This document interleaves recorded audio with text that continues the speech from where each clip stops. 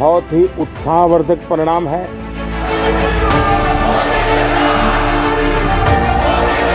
और उसी विश्वास की, उसी मोदी जी की गारंटी की जीत।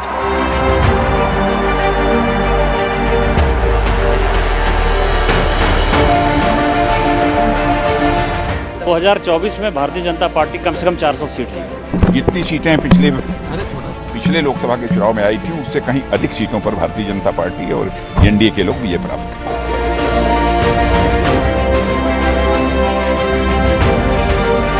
मोदी जी के हाइट का कोई भी नेता इस देश के अंदर नहीं है।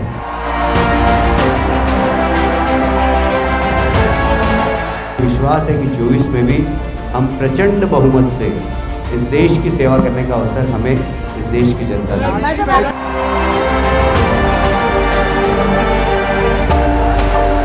2023 के चुनावी ट्रेलर ने 2024 की पिक्चर कुछ क्लियर कर दी है और यही वजह है कि बीजेपी का जोश इस वक्त हाई है। उत्साह 7वें आसमान पर चढ़ा हुआ है क्योंकि ये जीत बड़ी है, ये खास है। ये जीत भरोसे और गारंटी की है। गारंटी वो जो किया हुआ वादा पूरा करने के लिए दी गई और उस पर जनता जनार्दन ने भरोसा करके जमकर ईवीएम का बटन दबाया और साबित कर दिया कि मोदी का मैजिक कम नहीं हुआ है। और इसी मोदी मैजिक के भरोसे एक बार फिर चुनावी संग्राम में उतरने वाली बीजेपी अब लोकसभा पर नजरें जमाए हुए बैठी है और बड़ी जीत के साथ अब लक्ष्य भी बड़ा हो गया है। पहले जहां दावा था 350 पार का, अब वो बढ़कर 400 से ज्यादा हो गया है। लेकिन क्या ये मुमकिन है? क्या ये हो सकता है? क्या 2019 से बड़ी जीत 2024 में बीजेपी की झोली में आएगी? अगर हां, तो इंडिया गठबंधन का भविष्य क्या होगा फिर? इन तमाम सवालों के जवाब हम जानेंगे चप्पे चप्पे पर तैनात हमारे रिपोर्टर्स से जो इस वक्त हमारे साथ जुड़ गए हैं। भोपाल से ब्रजेश राजपूत हमारे साथ हैं, जयपुर से अभिषेक उपाध्याय हमारे साथ जुड़ गए हैं, रायपुर से ज्ञानेंद्र तिवारी और दिल्ली से नीरज पांडे हमारे साथ हैं। सभी से बात करेंगे और जानेंगे कि 2024 में बीजेपी कैसे पार करेगी 400 का टारगेट। उससे पहले आपको एक बड़ी खबर बता दें।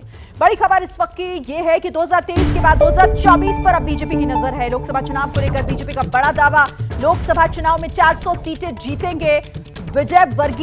कैलाश विजयवर्गीय जो बड़ा दावा करते नजर आ रहे हैं। दूसरी तरफ निशिकांत दुबे जो कह रहे हैं कि 24 में बीजेपी 400 से ज्यादा सीट जीतेगी। 2024 में एनडीए और बीजेपी की बड़ी जीत होगी, ये राजनाथ सिंह कह रहे हैं। तो तमाम बड़े नेताओं का ये दावा और आखिर इस दावे का आधार क्या है, इस पर हम बात करेंगे। लेकिन उससे पहले ये बड़ी जानकारी आपको बता रहे हैं। कल ही 4 राज्यों के चुनाव नतीजे आए हैं। बहुत ही उत्साहवर्धक परिणाम है। देश ने नकारात्मकता को नकारा है। जितनी सीटें पिछले लोकसभा के चुनाव में आई थी उससे कहीं अधिक सीटों पर भारतीय जनता पार्टी और एनडीए के लोग विजय प्राप्त करें। मोदी जी जैसा विश्वसनीय नेता अभी देश के पास कोई दूसरा नहीं है और इसलिए आने वाले लोकसभा चुनाव में हम 400 से ज्यादा सीट पर जीतेंगे। 2024 में भारतीय जनता पार्टी कम से कम 400 सीट जीती, मिशन 400 पार। प्रधानमंत्री मोदी जी के काम करने के तरीके को जनता में विश्वास है, मोदी गारंटी का। तो सबके दावे आपने सुन लिए और अब जल्दी से हम अपने रिपोर्टर्स का रुख कर लेते हैं और उनसे 15-15 सेकंड में समझने की कोशिश करेंगे कि इससे जुड़ी जानकारी उनके पास क्या है। ब्रजेश राजपूत को आप देख रहे हैं, हमारे साथ ज्ञानेंद्र और साथ ही अभिषेक और फिर नीरज भी हैं। लेकिन सबसे पहले बात आपसे कर लेती हूं ब्रजेश, अब मध्य प्रदेश में इस बड़ी जीत को 24 में बनाने की क्या तैयारी है बीजेपी की? जल्दी से बताइएगा। देखिए, विधानसभा चुनाव जैसी बड़ी जीत से जीते हैं बीजेपी, तो उसके बाद कोई शक और शुभा नहीं लग रहा है कि जो अगला साल है यानी कि 2024 का लोकसभा चुनाव है उसमें भी बीजेपी को इससे ही ऐसी जीत का अपना जो जलवा है बरकरार रखेगी। क्योंकि पिछली बार 28 सीटें थी, सिर्फ एक सीट बार कांग्रेस के पास थी, मगर इस बार बीजेपी ने उस एक सीट को जीतने के लिए एड़ी चोटी का जोड़ लगा रखा है। ब्रजेश, आगे विस्तार से बात करूंगी। जल्दी 15-15 सेकंड में अभिषेक आप भी इसको लेकर हमें जानकारी दीजिए क्योंकि राजस्थान की नब्ज आपने पकड़ी है। क्या लग रहा है 24 के लिए क्या प्लानिंग वहां से? देखिए, सबसे पहली प्लानिंग है शिरीन एक ऐसा चेहरा देने की मुख्यमंत्री के तौर पर जो 24 के समीकरण को और ज्यादा मजबूत कर सके अपनी लीडरशिप से। ये कवायद इस समय यहाँ पर चल रही है शिरीन। ठीक है, क्योंकि ये कवायद है और इस कवायद के पीछे छिपी हुई और जानकारी मैं आपसे समझूंगी। लेकिन ज्ञानेंद्र आपके पास आते हुए, क्योंकि छत्तीसगढ़ की हर एक तस्वीर आपने दिखाई, वहां बीजेपी का टारगेट क्या है? ये जो 400 पार का नारा दिया जा रहा है। के 11 लोकसभा सीट है, 9 बीजेपी के पास है। और जिस तरह से छत्तीसगढ़ में कमाल हुआ है, मैं पहले दिन से कह रहा था, इसमें कोई शक नहीं है। मैं भविष्यवाणी करने से बहुत घबराता हूं, व्यक्तिगत तौर पर ही कान में फुसफुसा कर बताता हूं, लेकिन अभी मैं गारंटी के साथ बता रहा हूं कि मोदी की जो गारंटी है उसका बहुत ज्यादा असर है पूरे इलाके में। इसलिए यहां आप ये मानकर चलिए कि मोदी का जो प्रभाव है लोकसभा चुनाव में दिखाई देगा और वही तैयारी है। ओके, आप रहिए मेरे साथ। नीरज, आप तो लगातार बीजेपी हेडक्वार्टर पर नजर गड़ाकर बैठे हैं। 24 को लेकर बड़े बड़े जो दावे बड़े नेता कर रहे हैं, क्या जानकारी 15 सेकंड में जल्दी से बताइएगा। सबसे बड़ी बात यह है कि उन्होंने जो 160 हारी हुई सीटों को लेकर पिछले 1.5 वर्षों से काम शुरू किया है, उसका ब्लूप्रिंट तैयार किया है। भारतीय जनता पार्टी को ये उम्मीद है कि उन हारी हुई 160 सीटों में, यानी कि जिन सीटों पे 2019 में वो हार गए थे, उनमें 160 ऐसी सीटें जिसमें वो नंबर 2 में रहे हैं या उनमें बहुत अच्छी मार्जिन से जीतने की उम्मीद है, उन सीटों को लेकर काम चल रहा है। और मुझे ऐसा लगता है इन्हीं सीटों के भरोसे पे भारतीय जनता पार्टी 400 का टारगेट देख रही है। आप रहिएगा, विस्तार से इस पर बात करेंगे अपने सभी सहयोगियों से कि आखिर क्या प्लानिंग है और क्या है इस दावे की हकीकत, कैसे अब राज्यों में भी इसे लेकर काम हो रहा है। लेकिन देखिए, 2023 में जीत से बीजेपी का जोश तो इस वक्त हाई नजर आ ही रहा है। संसद में भी तीसरी बार मोदी सरकार की गूंज आज सुनाई दी। बीजेपी सांसदों ने जमकर नारेबाजी की, तीसरी बार मोदी सरकार के नारे लगाए। संसद सत्र के दौरान भी तीसरी बार मोदी सरकार की नारेबाजी बीजेपी सांसदों की तरफ से लगाई गई। 2023 में जीत से किस तरीके से उत्साहित इस वक्त बीजेपी नजर आ रही है, आप एक बार जरा सुनिए।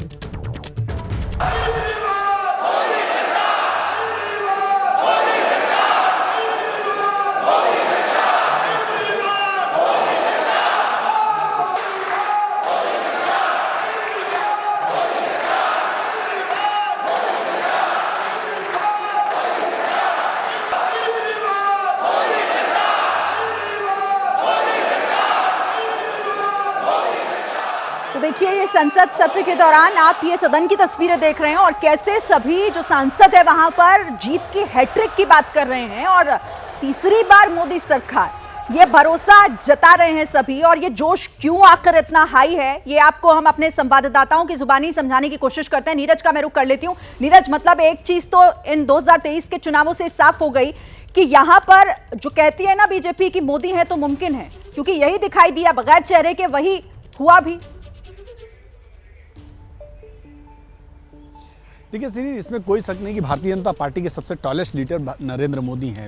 अक्रॉस द पार्टी लाइन उन्होंने जिस तरह से अपनी राजनीतिक क्षमता को बढ़ाया है, उससे आप कह सकते हैं कि इस देश में उनसे ज़्यादा पॉपुलर कोई नेता नहीं। इकलौते नेता हैं जो किसी भी राज्य के चुनाव को, इस देश के चुनाव के साथ साथ राज्य के चुनाव को अपने कंधे पर ढो सकते हैं। और ये इन 3 चुनावों में दिखाई भी पड़ा है कि नरेंद्र मोदी एक लौते चेहरे थे जिनके नाम पर भारतीय जनता पार्टी चुनाव लड़ रही थी। सभी जो क्षेत्रीय छत्रप हैं उनको सिर्फ चुनाव लड़ाया गया, कहीं भी उनके नाम को आगे नहीं किया गया। तो इससे साफ हो गया कि इस देश में एक सिक्का चलता है, नरेंद्र मोदी के नाम का सिक्का। तो ये सिक्का ये इसलिए भी है कि इसमें भारतीय जनता पार्टी की स्ट्रेटजी भी है। ठीक लोकसभा चुनाव के पहले उनके चेहरे को सामने रखा गया और उनके चेहरे पर चुनाव लड़ा गया और ये बात बताने की कोशिश की गई कि भारतीय जनता पार्टी में ये इकलौता ऐसा चेहरा है जो राज्यों के चुनाव में भी उतने ही प्रभावी जितना लोकसभा में। अभी तक ये मिथक था कि राज्यों के चुनाव अलग होते हैं, लोकसभा के चुनाव अलग होते हैं, लेकिन नरेंद्र मोदी ने उस मिथक को भी तोड़ा है कि राज्यों के चुनाव भी नरेंद्र मोदी के चेहरे पर होते हैं। गुजरात का चुनाव आप देख लीजिए, आप 3 राज्यों की ये रिजल्ट देख लीजिए। उत्तर प्रदेश के चुनाव में भले ही योगी आदित्यनाथ का नाम था, लेकिन नरेंद्र मोदी ही उस पूरे चुनाव को आगे लेके जा रहे थे। आप देख लीजिए इसी प्रकार उत्तराखंड का चुनाव, तो बहुत सारे राज्यों के चुनाव में। तो ये एक स्ट्रेटजी है कि 2024 से पहले एक ऐसा बड़ा माहौल खड़ा किया जाए जिसमें नरेंद्र मोदी की जो पर्सनालिटी है उसको और बड़ा किया जा सके। और इसमें कोई शक नहीं है, देखने को भी मिला, क्योंकि हर जगह एक बात हमने हर बीजेपी नेता के मुंह से सुनी कि मोदी की गारंटी है ये, जिस पर विश्वास है जनता को। लेकिन वो गारंटी क्या, जो प्रधानमंत्री नरेंद्र मोदी जिनसे जीते हैं, जिन गारंटियों से, ये भी समझना और उसका जिक्र करना यहां पर जरूरी हो जाता है। हम अपने दर्शकों को यह भी बताते हैं कि वो कौन सी गारंटी है जिनसे जीते हैं मोदी। यहां पर आप समझिए उन गारंटियों की बात जो बीजेपी करती रही। देखिए, युवाओं के लिए क्या किया, विकास का सपना, युवाओं का हित, यहां युवाओं का जिक्र हर प्लेटफॉर्म से प्रधानमंत्री नरेंद्र मोदी ने किया और एक गारंटी के तौर पर लोगों के बीच रखा। महिलाओं के लिए, महिलाओं का जिक्र कल भी उन्होंने जीत के बाद किया था। नारी शक्ति बंधन अधिनियम, नारी सुरक्षा, सम्मान, गरिमा और आदिवासियों के लिए बात रखने का उन्हें मौका, समाज के लिए नीतियां, ये आदिवासियों के लिए जो काम लगातार जो किए जा रहे हैं प्रधानमंत्री की तरफ से, उसे भी एक गारंटी के तौर पर देखा गया। गरीबों के लिए कल्याणकारी योजनाएं हो या फिर उन्हें सशक्त करने का सिर्फ वादा नहीं, उन कल्याणकारी योजनाओं के तहत उन्हें किस तरीके से सशक्त किया गया। इसके बाद आगे बढ़िए, देखिए देश के लिए राष्ट्रवाद सबसे ऊपर, भ्रष्टाचार पर प्रहार की बात हर जगह से, जातिवाद नहीं, मजबूत अर्थव्यवस्था, ये 4 पॉइंट्स ऐसे हैं जो बताते हैं कि देश के लिए इन 4 पॉइंट्स को लेकर किस तरीके से लोगों के बीच गए हैं। और इसीलिए कहा जा रहा है कि देखिए ये है मोदी की गारंटी जिस पर जनता ने किया भरोसा। मध्य प्रदेश आपको लिए चलते हैं, ब्रजेश हमारे साथ वहां से जुड़े हुए हैं। ब्रजेश, यानी कि देखिए भले ही विपक्ष कहता रहा कि इनके पास तो चेहरा ही नहीं है, चेहरा नहीं है, बीजेपी ने साबित कर दिया कि हमारे लिए चाहे राज्य हो या केंद्र हो, चेहरा अगर कोई है तो वो एक ही है, प्रधानमंत्री नरेंद्र मोदी। ब्रजेश, आपको मेरी आवाज मिल रही है? ठीक है, चलिए ब्रजेश से हम आगे जुड़ेंगे, उनसे बात करेंगे क्योंकि मध्य प्रदेश में तो एक बड़ी जीत दर्ज की गई है और इस जीत के मायने हम आपको लगातार समझाने की कोशिश भी कर रहे हैं। हम ब्रजेश के पास आपको लेकर चलेंगे, लेकिन अभी आते हैं अभिषेक के पास। अभिषेक लगातार राजस्थान में है और राजस्थान में रिवाज नहीं बदला, साथ ही मोदी की गारंटी किस तरह से काम आई, जल्दी से समझाइए। और साथ ही जो 400 प्लस का जो नारा दिया जा रहा है कि अब की बार 400 पार, ये कैसे मुमकिन होगा अभिषेक?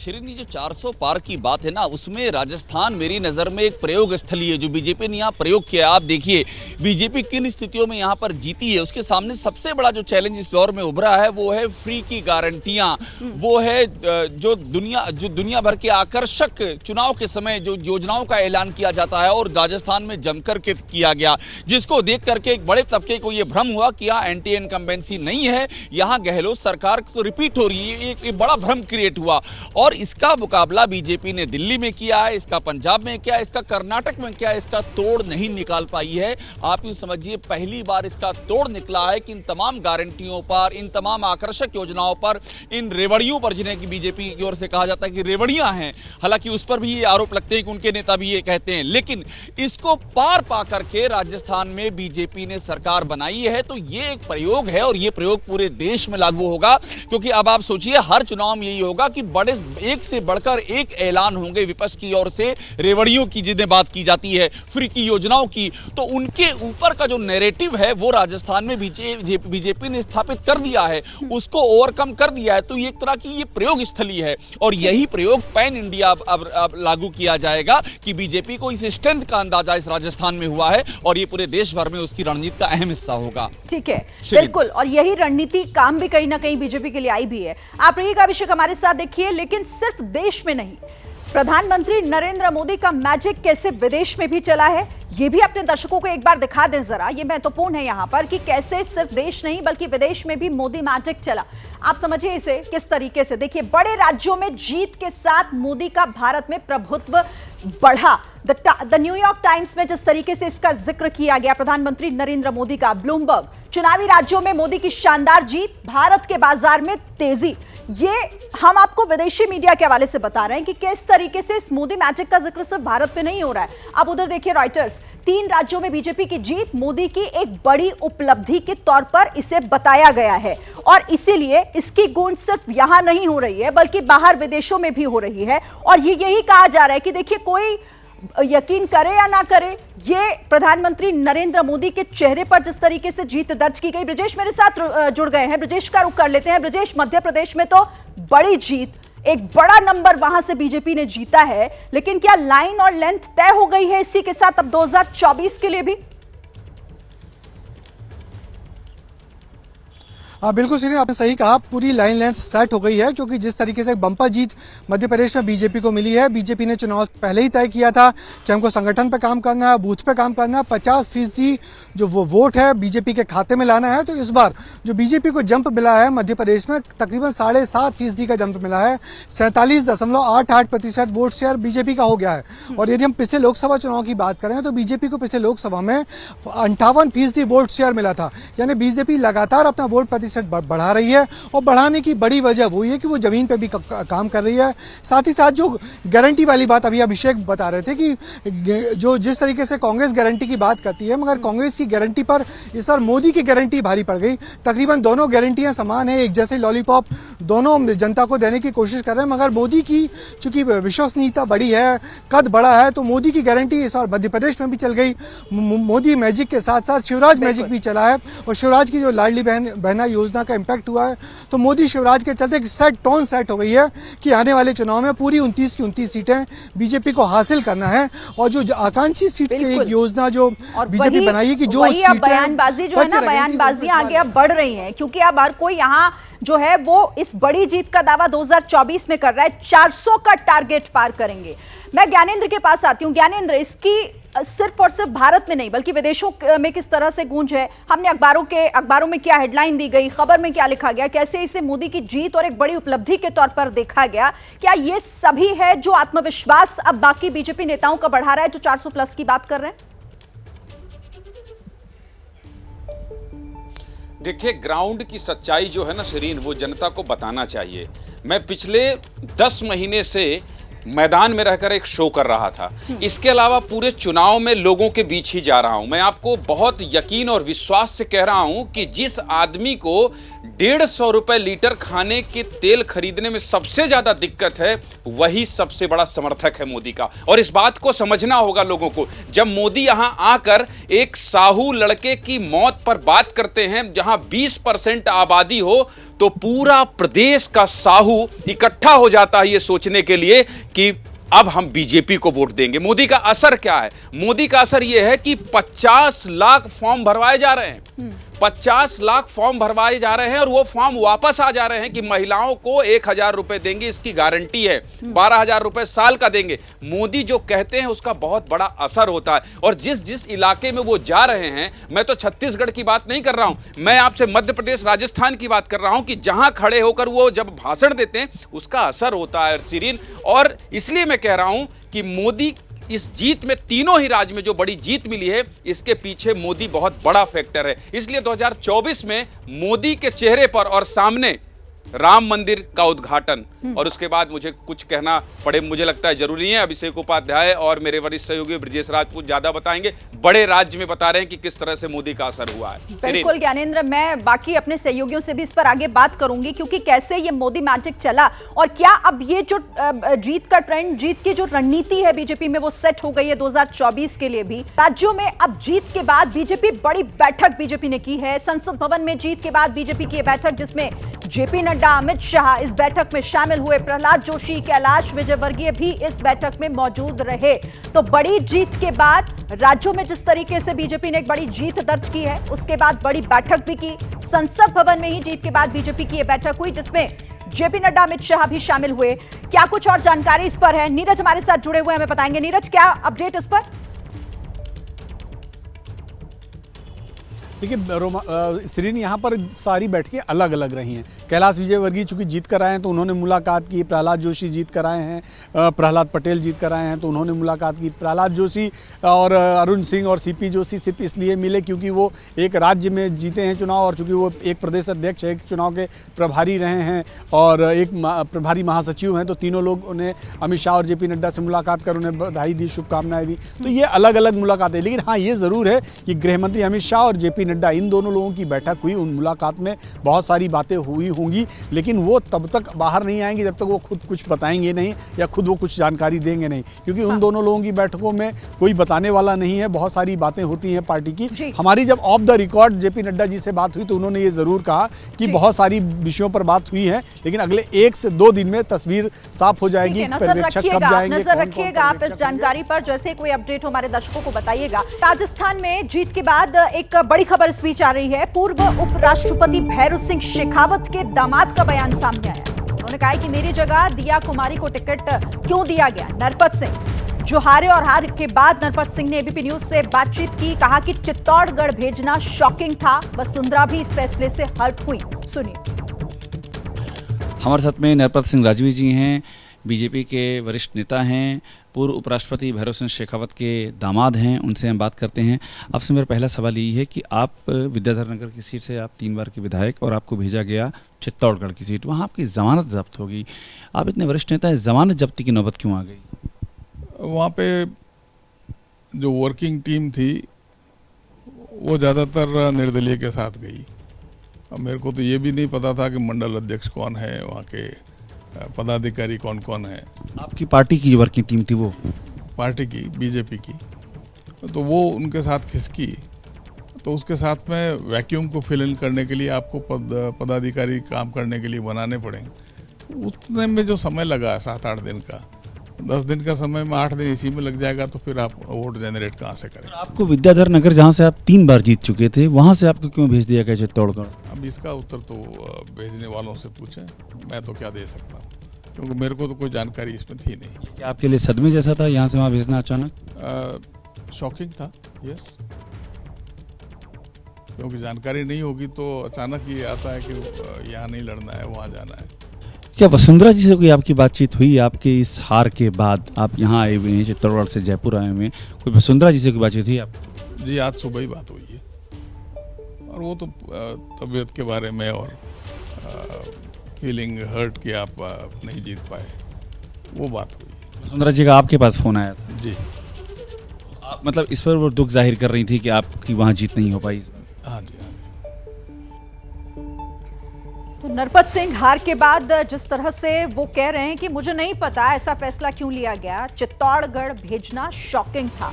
अभिषेक, आपने ही नरपत सिंह से बात की, कैमरे पर जिस तरीके से वो बात कर रहे हैं, कह रहे हैं कि शॉकिंग। वसुंधरा भी इस फैसले से हर्ट थी, ऑफ रिकॉर्ड भी आपकी बातचीत हुई। ये क्या सिर्फ नाराजगी भर है या आगे इसको लेकर वो और भी शिकायत करने के मूड में है, या कुछ और उन्होंने जानकारी दी से लेकर?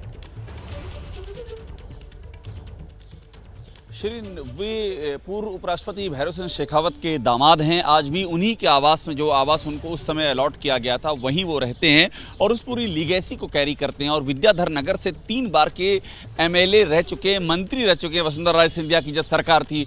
इनकी टिकट काट करके दिया कुमारी को दिया गया, तो वो उनका जो दुख है, वो जो तकलीफ उनको है, वो बयां कर रहे थे। लेकिन अहम बात ये कि ऑन रिकॉर्ड कैमरे पर बोल रहे थे, शॉकिंग कह रहे थे, और इसमें कहीं उन्होंने कोई लाग लपेट नहीं रखी अपना दर्द और दुख व्यक्त करने में। और ये भी कहा कि उनसे पूछे जिन्होंने मेरा टिकट काटा है। लेकिन सबसे अहम है वसुंधरा राजे का उनके पास फोन आना, शिरीन, और वसुंधरा राजे का ये कहना कि मैं बहुत ही दुखी हूं, आपकी ये जो हार हुई ये बता रहा है कि पार्टी के भीतर एक और टिकट काट करके सुरक्षित सीट से भेजा गया चित्तौड़गढ़, और दूसरी ओर वसुंधरा राजे का हार के बाद उनके पास फोन आना। पॉलिटिकली ये सब चीजें बहुत कुछ बयां करती हैं। जी, जाहिर है आप रहिएगा हमारे साथ, इस पर आगे भी बात होगी। लेकिन जिस तरीके से वो अपना दर्द बयां कर रहे हैं, कह रहे हैं कि शॉकिंग, मुझे नहीं पता इस फैसले के पीछे की वजह क्या है। बड़ी खबर का रुख कर लेते हैं और गृह मंत्री अमित शाह से मिले हैं केंद्रीय मंत्री प्रहलाद पटेल। देखिए, प्रहलाद सिंह पटेल जिन्होंने मध्य प्रदेश चुनाव में जीत हासिल की है, चुनाव में जीत के बाद उन्होंने गृह मंत्री अमित शाह से भी मुलाकात की। तो मध्य प्रदेश में सीएम की चर्चा के बीच ये बड़ी खबर है। मुलाकात के मायने काफी अहम हो जाते हैं, क्योंकि अभी तक चेहरे को लेकर कुछ साफ नहीं हुआ, लेकिन हाँ, इस रेस में कई नाम आगे जरूर चल रहे हैं। तो प्रहलाद सिंह पटेल जिस वक्त अमित शाह से मिले, उस वक्त की तस्वीरें भी हम आपको दिखा रहे हैं। चुनाव में जीत दर्ज करने के बाद गृह मंत्री अमित शाह से मिले हैं प्रहलाद सिंह पटेल। अब क्या मुख्यमंत्री की चर्चा को लेकर भी कोई मुलाकात में कोई बातचीत हुई है, ये देखना होगा, क्योंकि अभी तक चेहरा कौन हो सकता है ये साफ नहीं है, नाम भले ही कई हैं। ब्रजेश का रुख कर लेते हैं, ब्रजेश से इस पर बात करेंगे। ब्रजेश, आपके पास क्या जानकारी, क्योंकि चेहरा अभी तक फाइनल नहीं किया गया है, लेकिन जिस तरीके से मुलाकातों का दौर जारी है, उससे कई चर्चाएं और गर्म हो रही है। देखिए, जिस तरीके से बीजेपी ने शिवराज सिंह चौहान को साइडलाइन करके बहुत सारे चेहरे उतारे थे और यही संदेश देने की कोशिश की थी उस इलाके की सीट सुधर जाएगी, हर इलाके के लोग मान रहे थे कि उनका व्यक्ति जो बड़ा नेता है मुख्यमंत्री बन जाएगा। तो पहले तो यही लग रहा है कि हो सकता है शिवराज सिंह चौहान को ही कंटिन्यू किया जाए, क्योंकि मुख्यमंत्री के तौर पर उनका कार्यकाल ठीक रहा है और अभी लोकसभा 6 महीने बाद लोकसभा चुनाव है, तो उसमें एक लोकप्रिय नेता की जरूरत है और जो मेहनत कर सके। यदि इसके बाद भी किसी को बदलना है तो उसमें अगला नाम प्रहलाद पटेल का ही आता है। वो युवा हैं, यंग हैं, डायनेमिक हैं और ऊपर से वो अच्छी खासी जीत 30,000 से ज़्यादा वोटों से जीत के आए हैं और एक ओबीसी चेहरा है। राहुल गांधी जैसे जातीय जनगणना की बात करके ओबीसी वोट बैंक को कैप्चर करने की कोशिश कर रहे हैं। तो यदि शिवराज सिंह चौहान हटते हैं, एक ओबीसी हटता है, तो दूसरा बड़ा ओबीसी बीजेपी के पास है और वो है प्रहलाद सिंह पटेल। प्रहलाद सिंह पटेल चूंकि 9 बार सांसद का चुनाव लड़ चुके हैं, एक बार वो छिंदवाड़ा से भी चुनाव लड़ चुके हैं, तो मध्य प्रदेश का बड़ा नामी गिरामी चेहरा है।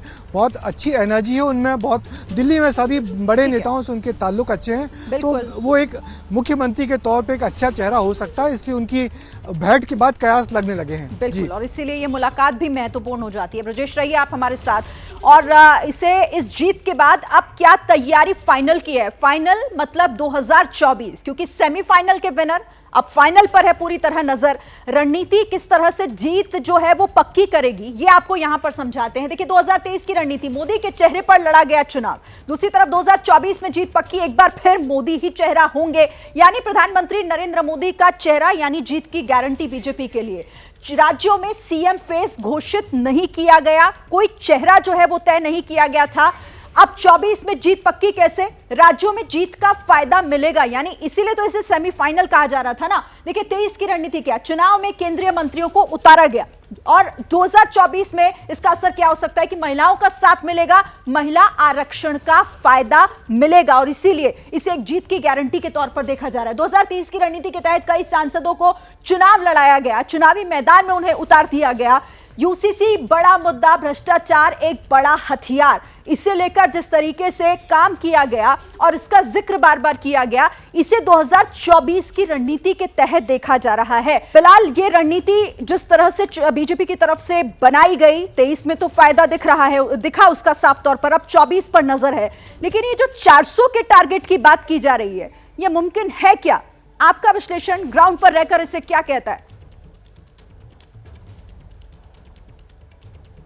बिल्कुल बिल्कुल शिरीन, देखिए आपको बताना चाहूँगा कि बीजेपी जो है वो जिस तरीके की रणनीति के तहत जो है वो अब तक काम करते आई है, और इसी का फल जो है वो इसको जो 3 राज्य हैं, बड़े राज्य हैं हिंदी बेल्ट के, वो वहाँ पर वही रणनीति के तहत जो काम किया गया उसका फल जो है वो उसे देखने को मिल रहा है।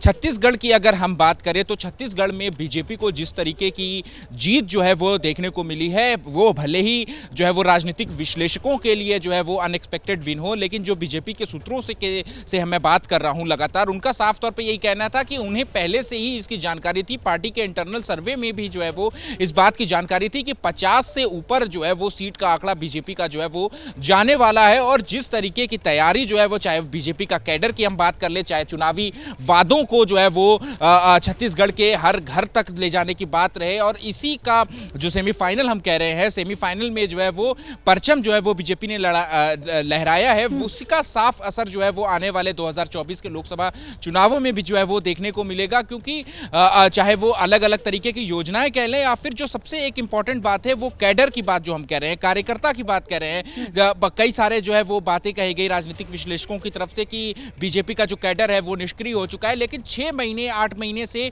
जो जिस तरीके से छत्तीसगढ़ की फिजा, जो चुनावी फिजा की हम बात करें, वो जो पलटी है उसमें इस कैडर का जो है वो बहुत बड़ा रोल जो है वो जरूर रहा है। पोलिंग बूथ तक जो है वो परंपरागत जो वोटर हैं बीजेपी के, उनको घर से निकाल करके पोलिंग बूथ तक ले जाना, या फिर अपने चुनावी वादे जो है वो घर घर तक पहुंचाना, इसका जिस तरीके से जो है वो पूरी छाप छोड़ी है बीजेपी के कार्यकर्ता ने, उसका असर जो है वो देखने को मिल रहा है। बिल्कुल, और आपने बिल्कुल सही कहा कि अब यहीं से बिना देर किए, क्योंकि बीजेपी इसी के लिए जानी जाती है, आज खत्म हुआ और कल से फिर अगले चुनाव की तैयारी शुरू, तो इसीलिए 24 की तैयारी अब बीजेपी की तरफ से जो है वो शुरू कर दी गई है, क्योंकि टारगेट जो है वो अब और बड़ा है। 400 के पार की बात कर रही है बीजेपी। अच्छा, इसी बीच एक और बड़ी खबर बता दूं, कांग्रेस की हार के बाद नसीहत का दौर शुरू हो गया। 2024 के लिए असदुद्दीन ओवैसी की नसीहत है कि इंडिया के लिए 2024 अब एक चैलेंज है।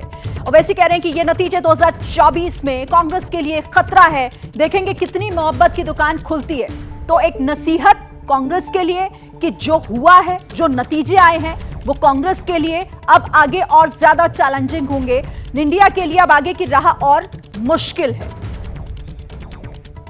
कांग्रेस की हार से देखिए इंडिया गठबंधन में बौखलाहट भी शुरू हो गई है। एक चुनाव बैलेट पेपर से हो, यह मांग कर रहे हैं संजय राउत। इंडिया गठबंधन मजबूत है। संजय राउत का कहना है कि 6 दिसंबर को दिल्ली में बैठक होनी है, हर दल को साथ लेकर चलना होगा। तो हार के बाद अब बौखलाहट भी देखने को मिल रही है। इंडिया गठबंधन जो कई तरह की बातें इस गठबंधन से जुड़े नेता कर रहे हैं, यहां संजय राउत की बात करें तो कह रहे हैं कि एक चुनाव बैलेट पेपर से भी हो जाना चाहिए। कल के निर्णय और निकाल के बाद भी इंडिया अलायंस मजबूती से खड़ी रहेगी। 6 दिसंबर को इंडिया अलायंस की दिल्ली में महत्वपूर्ण बैठक कांग्रेस के अध्यक्ष खड़गे साहब के घर पे है। और इस पर क्या हमारे पास और जानकारी है, नीरज पांडे का मैं रुख कर लेती हूं। नीरज, 6 तारीख की बात कर रहे हैं संजय राउत, क्या होना है उस बैठक में, कौन कौन शामिल हो गया, क्या होगा, क्या जानकारी है इस पर? देखिए, इंडिया गठबंधन में कई ऐसे दल हैं जिन्होंने एक दूसरे पर लगातार आक्षेप लगाए हैं। तो ये कहना कि जितने दल पहले पिछली बैठक यानी मुंबई वाली बैठक में रहे हैं वो सारे शामिल होंगे, थोड़ा सा संशय है। लेकिन इसमें कोई शक नहीं कि इंडिया गठबंधन के जो लोग हैं वो लोग बैठना चाहते हैं और बैठकर एक रणनीति बनाना चाहते हैं कि आने वाले समय में एनडीए का मुकाबला कैसे करें। क्योंकि एनडीए का जो विनिंग ग्राफ है, आप देखें जिस तरह से लगातार जीतती जा रही भारतीय जनता पार्टी, तो उससे तो साफ लग रहा है कि 2024 में कोई स्कोप बचता नहीं है विपक्ष के लिए। लेकिन फिर भी चूंकि लोकतंत्र है और लोकतंत्र में संभावनाएं हर कोई तलाशता है और संभावनाओं के लिए जूझता है, लड़ता है, मैदान में उतरता है। अभी बहुत सारा समय है, कहीं मई में जाके चुनाव होना है लोकसभा का, तो अभी मोटा मोटा 6 महीने का समय है। इन 6 महीनों में इंडिया गठबंधन अपने आप को कैसे रिवैम्प करेगी, कैसे अपने आप को फिर से एनडीए के सामने मजबूती के साथ पेश करेगी, इन सब विषयों पर मुझे लगता है चर्चा होगी।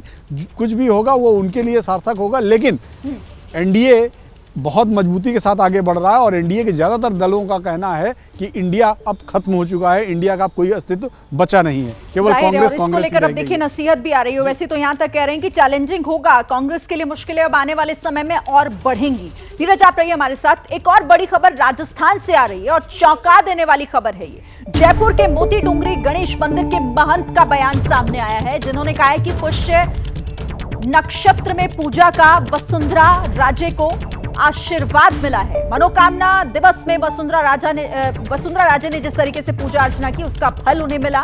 इसी गणेश मंदिर में शाह और जेपी नड्डा भी पूजा कर चुके हैं। तो मोती डूंगरी गणेश मंदिर के महंत का यह बयान कि वसुंधरा को पूजा का आशीर्वाद मिला है। मनोकामना दिवस पर उन्होंने पूजा अर्चना की थी, जिसका फल जीत के तौर पर उनको मिला। जयपुर के प्रसिद्ध मोती डूंगरी गणेश मंदिर के महंत कैलाश शर्मा जी हमारे साथ हैं। महंत जी यहाँ पर जो भी आता है उसको पूजा पाठ कराते हैं। यहाँ आम व्यक्ति, बड़े नेता, बीजेपी के राष्ट्रीय अध्यक्ष, कांग्रेस के शीर्षस्थ नेता सब यहाँ पर आते रहते हैं पूजा पाठ करने के लिए। और अभी यहाँ पर इस बीच में नेताओं के आने का भी सिलसिला बहुत यहाँ पर रहा है। नेता यहाँ पर आए, वसुंधरा राजे सिंधिया यहाँ पर आई और जिस समय वो आई वो एक नक्षत्र का समय था। उनकी जानकारी में तो ये नक्षत्र की बात इसलिए आई क्योंकि वसुंधरा जी इसी नक्षत्र के दौरान ही यहाँ पूजन के लिए आई हुई। ये एक सहयोग है, उस सहयोग के अंदर वो मैं तो पूजन कर रहा था, वो पधारी और उसके बाद उनके वो रुकी उसमें। और मेरे ख्याल से पहले भी कई बार वो यहाँ पधार चुकी हैं और पहले भी कई सभी पार्टियों के नेता उसके अंदर पधारे यहाँ पे। कितनी देर की ये महंत जी पूजा होती, जैसे वसुंधरा जी आई थी तो ये जिस नक्षत्र में जो आप लोग पूजा करते हैं वो कितनी देर की पूजा होती है, कितनी देर की पूजा होती है? ये अनुमान 45 मिनट की पूजा होती है। पूरे 45 मिनट रही यहाँ पर? नहीं, वो थोड़ा बाद में पधारी और फिर पूजा समाप्ति के बाद में मंगल के बाद में वो यहाँ से पधारी। वसुंधरा जी को आशीर्वाद दिया आपने, आई थी और पुष्य नक्षत्र में आई थी, तो आपकी ओर से भी आशीर्वाद मिला उनको? ऐसा है, मेरा काम आशीर्वाद देना है और यहाँ पे अगर मेरे शत्रु भी आएगा तो उसको आशीर्वाद है, वो मैं नहीं दे रहा, भगवान गणपति का मैं नुमाइंदा हूँ, उनकी तरफ से वो आशीर्वाद मैं दूंगा। तो महंत कैलाश शर्मा को आपने सुना। अभिषेक, आप इस पर सवाल करते हुए कि महंत जी के मुताबिक तो पूजा का फल मिला जीत के आशीर्वाद के तौर पर वसुंधरा राजे को। देखिए, सबसे अहम बात ये शिरीन की महंत कैलाश शर्मा ये बता रहे हैं कि जो वसुंधरा राजे गई थी वो पुष्य नक्षत्र में गई थी, और ये पुष्य नक्षत्र जो होता है ये मनोकामना पूर्ति होती है, इसे मनोकामना दिवस कहते हैं। 45 मिनट का वो टाइम, 45 मिनट की पूजा, और संयोग ये है कि वसुंधरा राजे उसी समय पहुंची थी। आपको याद होगा शिरीन, वो तस्वीरें 2 दिन पहले ही हमने दिखाई थी और वो जम करके वो तमाम टीवी चैनलों पर चलती रही थी, अखबारों में छपी थी। लेकिन अब उसकी कहानी सामने आई है कि वो टाइमिंग इंपॉर्टेंट थी, वो मनोकामना दिवस था, वो पुष्य नक्षत्र था। महंत कैलाश शर्मा बहुत ही चर्चित धार्मिक शख्सियत हैं। गृह मंत्री अमित शाह आए थे, उन्होंने भी यहाँ पूजा की थी। जेपी नड्डा आए थे, उन्होंने भी यहाँ पूजा की थी। लेकिन ये जो इस नक्षत्र में पूजा करना, पुष्य नक्षत्र में गणेश जी का पुनर्जन्म माना जाता है, ये वो नक्षत्र होता है। और एग्जैक्टली मनोकामना का जो मुहूर्त होता है 45 मिनट का, उसी समय संयोग से वसुंधरा राजे का पहुंचना, जब वो पूजा चल रही थी, और उस पूजा में शामिल होना, ये भी बहुत कुछ कहता है। वो तब जबकि नतीजे अब आ चुके हैं और उसके ठीक पहले की ये पूजा है, और अब वो सीएम की रेस में बताई जा रही हैं। शिरीन, ठीक है अभिषेक, ठीक है, आपने जानकारी दी और महंत जी ने तो यही कह दिया कि देखिए क्योंकि भगवान का आशीर्वाद था इसीलिए जीत संभव हो पाई। बहरहाल देखिए 2024 की राह की भी हम बात कर रहे हैं, क्योंकि इसको लेकर अब जो आत्मविश्वास है बीजेपी नेताओं का वो काफी हद तक बढ़ गया है, क्योंकि 400 पार की बात कर रहे हैं। लेकिन 2024 की राह कितनी आसान है, यहाँ पॉजिटिव बातें और गेम चेंजर कदम भी आपको बताएंगे। पॉजिटिव बातें क्या, देखिए 12 राज्यों में अपने दम पर बीजेपी जो है वो सरकार बनाने में कामयाब रही। गेम चेंजर कदम पीएम आवास योजना, आयुष्मान योजना, केंद्रीय बीमा योजना, किसान सम्मान निधि योजना, वो तमाम योजनाएं जिनके आधार पर लोगों के बीच गए। सिर्फ 3 राज्य ऐसे जहां पर कांग्रेस की सरकार है। गरीबों को राशन देना हो, विधवाओं बुजुर्गों को पेंशन देना हो, नोटबंदी, जीएसटी हो, मेक इन इंडिया की बात यहां पर लगातार की गई। 9 साल से ज्यादा वक्त तक केंद्र की सत्ता में बीजेपी है। राम मंदिर, मथुरा कॉरिडोर, नेशनल हाईवे का नेटवर्क जो एक तरीके से फैला हुआ है, वंदे भारत रेलवे स्टेशनों का जो विकास किया गया, इंटरनेशनल एयरपोर्ट का निर्माण, digital India, 5G network, surgical strike, चीन को सबक, ये तमाम वो कदम जो गेम चेंजर कदम साबित हुए, और ये पॉजिटिव वो बातें जो बीजेपी के फेवर में गई। लेकिन सवाल यही यहां पर कि क्या ये 2023 की रणनीति सफल अगर हुई है, ये 2024 के लिए किस तरह से एक बूस्टर बीजेपी को देगी, और जिस 400 की प्लस की बात कर रही है वो कैसे मुमकिन होगा।